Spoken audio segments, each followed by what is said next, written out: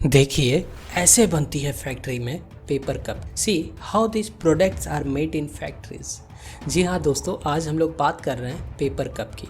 आखिर ये paper cup बनती कैसे है? तो बढ़ते हैं हमारे वीडियोज़ की ओर, मगर हमारी मेहनत के लिए एक लाइक ज़रूर कर दीजिएगा। और अगर आप नए हो हमारे चैनल पे तो चैनल को ज़रूर सब्सक्राइब और बेल आइकन प्रेस करना ना भूलें। बढ़ते हैं हमारी वीडियोज़ की ओर और जानते हैं कि आखिर ये पेपर कप बनती कैसे।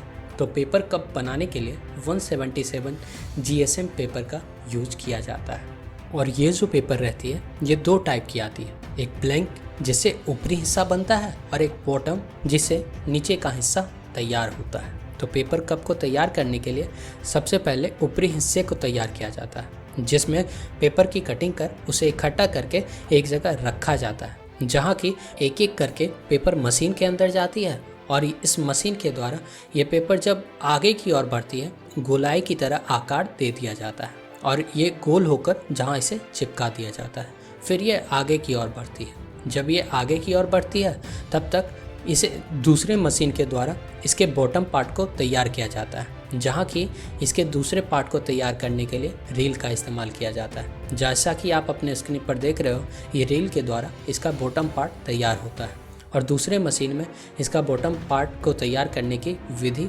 शुरू होती है, जहाँ की एक तरफ से ये रील का पेपर जाता है और इसे काट दिया जाता है गोलाई के शेप में।